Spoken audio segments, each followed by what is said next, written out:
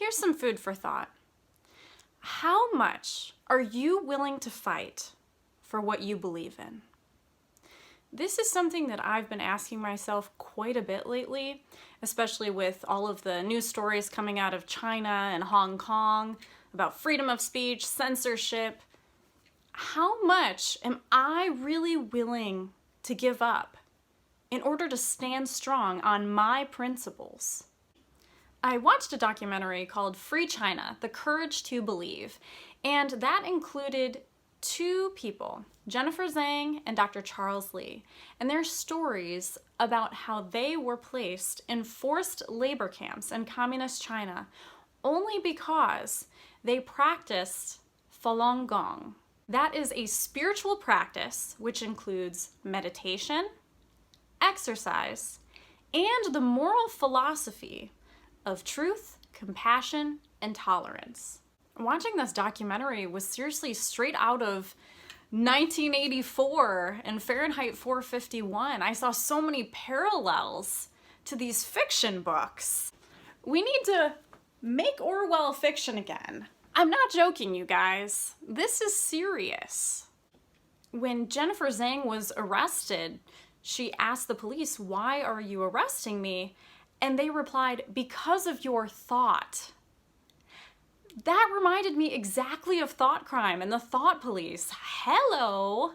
The amount of torture that Jennifer Zeng and Dr. Charles Lee went through in these labor camps is just unimaginable. And it is straight out of 1984. I mean, there was brainwashing taking place just to try to reform them and make them say that Falun Gong is not something that they like anymore. They used these people's families to try to get them to reform themselves. Prisoners were used for organ harvesting, so their blood was taken, their bodies were checked out just to see if they were good candidates to donate their organs. They actually killed prisoners to send organs for money. Jennifer Zeng talked about being tortured with an electric baton all over her body and her world was just closing in. I mean, these are only things that are in nightmares, but this was her reality. Believe it or not, Falun Gong was actually applauded by the government at one point in time. But then, once the amount of practitioners of Falun Gong exceeded the amount of people in the Communist Party, that's when the government all of a sudden turned like a switch.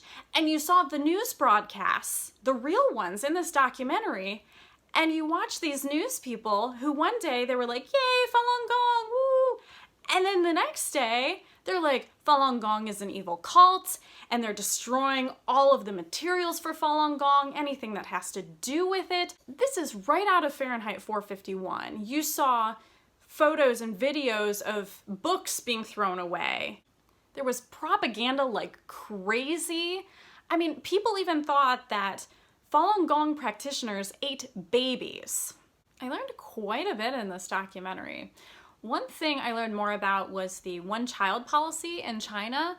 I always heard about how babies were aborted if you had more than one child, but I never knew that you could actually opt to pay an extremely large fine if you opted out of the abortion, which the large fine is nearly impossible to pay, so obviously you'd have to get an abortion, which is what Jennifer Zeng had to do. Also, I never really knew what was done at the labor camps exactly, so I learned that a lot of products that are sold to the public are made at forced labor camps. So when you talk about forced labor, this is it. Jennifer Zeng talked about how these little bunny stuffed animals were being made at these camps for the Nestle company. And then Dr. Charles Lee was saying how he actually had to make Homer Simpson slippers as part of his duty at the camp. The makers of this movie are dedicated to spreading this movie around as far and wide as possible, especially to the people of China. They have found a way to break through the firewalls for the internet in China. I don't know how they're doing that, but they're exposing this movie for free. I really don't believe any change would happen in this world without people like Jennifer Zeng and Dr. Charles Lee. You need people to be the pioneers, to speak up for those who are silenced. You need people to spread messages, information, knowledge. Because again, knowledge is key. If you don't know what's happening, then how can you fight it? Be awake, keep your eyes open, and expose yourself to as much truth as you possibly can. I hope you enjoyed my video today. Please like it, share it with your friends, and subscribe to my channel if you haven't already. And as always, be free.